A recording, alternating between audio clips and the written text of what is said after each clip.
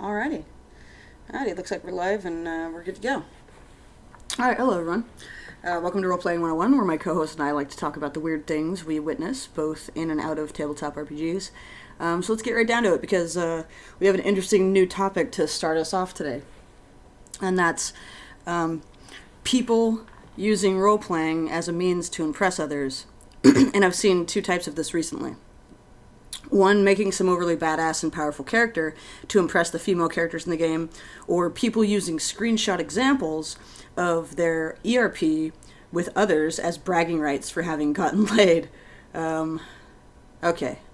I don't know what's going on with our culture, but a roleplay doesn't mean a goddamn thing. They're fictional characters in a fictional space. None of it is real. None of it is reflective of a person's ability to impress others. I can't believe we even need to have this conversation. Role-playing used as a means to impress? What planet are we even on? Like, we're a bunch of nerds, geeks, and shut-ins, so I don't even try and pretend a roleplay you have a character in makes you cool or better than others. No. This didn't fly in the old days. It doesn't fly now. And if there are people stupid enough to think that the quote-unquote guy or girl they're role-playing with is anything like their character in real life, my goodness. I wish you luck when you get trafficked. May some investigative force be swift in freeing you and getting you safely home. Because I don't understand why anybody would trust anybody on the internet with anything that they say. And especially with a role-playing character, like a character that they're playing. Wait, you think that the character that they're playing is real? So what, you think they're a magic casting mage or a powerful knight or something, or, you know, some sort of demon, or I don't know, I'm just confused. Like, where are people drawing the line? Like, do they just believe everything that that their character is able to do? I don't know. I don't get this. This is very strange to me. People are being impressed by people's characters? That's really strange. Especially if it's dice related. If it's a dice related game, you're impressed by someone's character? That's chance. Anything he's doing in the game is chance, he or she, you know, it doesn't matter. So I don't know, it's weird. Why you would believe anyone when they say, yeah, I'm really a female, or yeah, I'm really a male. I don't believe anyone when they say those things to me. And just like ages, I don't believe ages when people tell me ages, because it's just another one of those things that people like to lie about.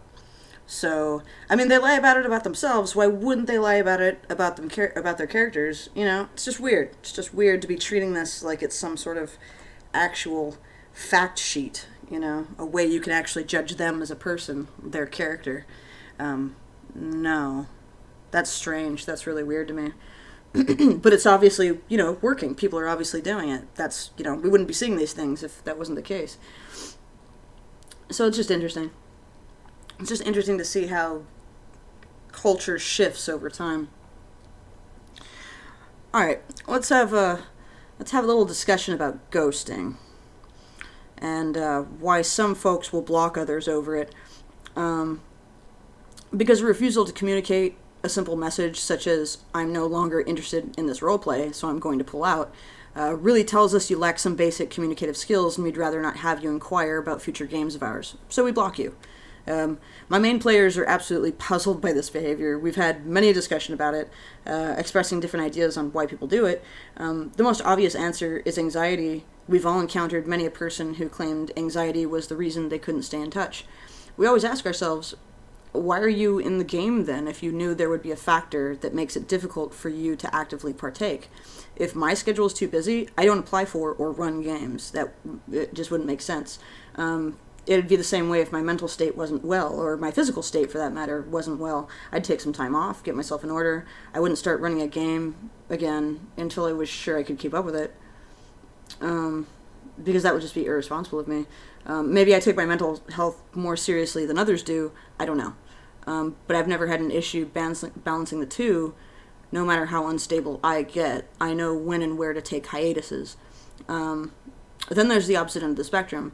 The petty, selfish, and childish role players that want the scenario or game to be just so, and don't tell anyone what these parameters are, and just expect others to guess. Or worse yet, they give you parameters, but lie about them, so when you pitch a character, you're ghosted. I've seen people get ghosted because they had anime-style avatars for their characters. I've seen people get ghosted for saying they want to play a werewolf. I can only assume because the other person doesn't want to roleplay with a quote-unquote furry. I've seen people get ghosted for having too short, too long, or too descriptive writing styles. You know what you could do that's like 100 times better than ghosting someone because of any of those things? Just tell the person you're not interested. That's it. It's as simple as that. If they give you guff or abuse over it, then block them. That's simple. Don't cause discourtesy and don't suffer it. That's my best advice. Like, there's no reason to cause it. There's no reason to suffer it. Yeah, why are you in the game then? You know, that's because, yeah, as you say, Phantom. Yeah, we always ask that question, you know.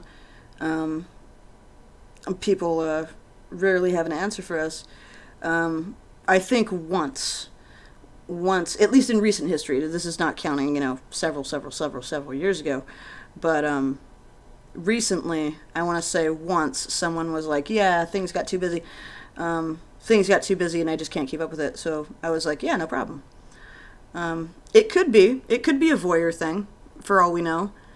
You know, they want to join a game and see how it goes and possibly learn from it. But, you know, that's another thing they could simply tell us. Because if someone were to ask me that, like, hey, can I just observe your game and see how it goes and, you know, see if it's either A, something I want to join, or if I can just learn from it to be a storyteller myself, you know, I would be totally okay with. That would be totally fine. That would be an okay reason for someone to want to come in and observe. I feel the same way sometimes. I want to come in and check things out, but I don't necessarily want to join yet because I'm not sure, you know? So I just don't understand why people can't simply say that or ask, because that's totally fine to do, you know? If you just want to scope it out, that's totally a thing. I don't know why anyone would be afraid to even ask that. It's a very simple thing to ask. Let's see. Just a friendly reminder to stay in touch with your GMs, your DMs, and your storytellers. They don't know what's up if you don't tell them. I just feel like I have to almost say this reminder every time. Just be kind to your storytellers and your GMs, because they're just trying to help you. We really are. We're just trying to help you. So you just have to let us know what's going on. That's it. No big lecture. But this topic does kind of bug me. I've spoken about this a few times. Stop boxing your games and concepts in. Break out of the box. Okay? Run a typically medieval game as a modern game, and run a modern game as a medieval game. I've effectively done both. Never needed a supplement to help me do it. It's fun, it's easy, just give it a try. D&D doesn't always have to be a dungeon crawler. World of Darkness doesn't always have to be an urban tale. Pathfinder doesn't always have to be number heavy. Homebrew your games and settings. You know, challenge the norms to come up with new plot arcs and ideas. That's what makes a truly great GM, in my opinion. The ability to see any game and setting through any looking glass. Have fun with it. There's so many ways that you can run any game. Just take inspiration from TV shows and comic books and all sorts of fun stuff like that. Yeah, no, Phantom, that's definitely a question. When they say, my schedule is too busy, it's like, yeah, well then why did you join it in the first place? It's always a question, you know? It's always a question. So sometimes it feels like it's an excuse, you know? And I'm sure sometimes it is, you know, because people just make excuses, you know? They'd rather make excuses than be honest, which, again, I'm baffled by. That's just, I would rather tell someone, hey, your game's just not for me, you know? No big deal. Or your game is taking place on a day that conflicts with, you know, something else I'm doing, so there's no point for me to even make a character, you know? I don't understand why that's difficult, you know? Very, very strange. But yeah, stop boxing your games in, you know? Stop boxing your games in. Break away from the norms. Try new things. It's really not that hard to adapt. I don't know why people think it's so hard to adapt like one system to another. It's really not. If you know both systems, it's easy. Okay? If you don't know anything about either system, then yes, it's going to seem daunting and very, very difficult. But if you know both systems, then you're going to find that it seems easier and easier. The more you learn, just the easier it gets to adapt one system to another. It's pretty straightforward. You know, just keep reading, keep familiarizing yourself with your games, because you will eventually get there, where it will seem easy.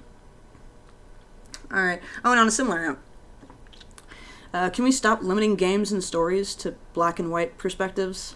Being a storyteller who often runs games in the world of darkness, what I've come to realize is the world is one big gray area. To think there's a single wrong is foolish. There are many rights and many wrongs, and it all depends on where you stand, your viewpoint on the matter. As a result, I tend to never run games where there is a clear villain or clear hero. The characters will have a daunting task of doing their best to unravel the plot, though depending on who they side with, the people marked as quote-unquote villains might come as a surprise. You know, I always homebrew my games, at least to some extent, so there can always be a fresh angle, something to surprise the players, so it's not just a sea of things they know and expect. You know, each time I run a World of Darkness game, something is a little different. You know, the Gru Triad might be skewed from a different angle. The Fae might be allying with a strange force. Beasts might call other species and cause an ethereal war. You know, I never limit myself to one setting because it's just so easy to blend them all together. I think people get intimidated by the mechanics, but for some reason, in essence, it's easy to adapt anything to anything else. You just need to know the setting well enough, like I said, and know what translates into what, because that's it. In any case, I understand some folks like the black and white plot angle. I just don't. I like gray areas. I like having to question whether what I'm doing is the right thing. I want a little bit of psychological realism, you know, and to be very much challenged on what decisions to make, you know. Hesitation costs lives, and I've learned I'd rather take a rash action that causes myself harm than to give in to another force. So that's why I love these gritty, hardcore role-playing scenarios that make me question what kind of person I truly am, because to me, that's fun. I guess I can't expect everyone to be the same, but I can certainly encourage folks to step outside their comfort zone, especially in roleplay, since it's like the one safe place to do so. You know, you're not actually getting harassed, you're not actually in a war, you're not actually in these situations, it's a fictional character in a fictional scenario, you know. Pretty safe place to explore these concepts. So I just try to encourage people to do so, because I'd really like to see more variation. And I'd really like to be able to play evil characters more often, because people seem to think if a character is, you know, has some touch of evil alignment, that must mean they're actually quote-unquote evil. That's not how that works. That's not how that works. No, usually your chaotic classes are worse. But, you know, good or evil, depending on how you are defining your character, those two things can seem similar. Again, you know, it depends on viewpoint, depends on standing, depends on where the character comes from, their traditions, all that stuff is a factor. Exactly. As Phantom said, lawful evil means you have certain ideals. That doesn't mean those ideals are evil, it just means those ideals are very personal, and they might not be seen from the majority of society as right, even though from your perspective it will seem right, you know, because again, perspective makes all the difference on your character and how they act and how they're perceived by others. So I just dislike it when people just assume all evil characters are just pure, you know, unbridled evil that they have to fear and hate. And to be fair, I'm sure there's people out there that play their evil characters like that, which then gives them a bad name. You know, so, you know, it's an interesting situation. You can't always win. You know, I'd like to see more people challenging norms, but, you know, if people continue to abuse those things and make, you know, people like us have a bad name, then yeah, no, I can kind of understand why they would deny our characters, or people just don't want to deal with evil characters at all. You know, they're probably dealing with murder hobos for all I know. So yeah. But, you know, I thought I had a decent amount of stuff to talk about, but it really only turned into about 15 minutes worth of discussion. But we did talk about some interesting things, so it's it's nice to have a couple of at least semi-new topics and not be a broken record about everything all the time, even if we are a broken record about some things some of the time. But as usual, thanks for chiming in, Phantom. Thanks for watching, anyone. As usual, we hope people can join the discussion later on.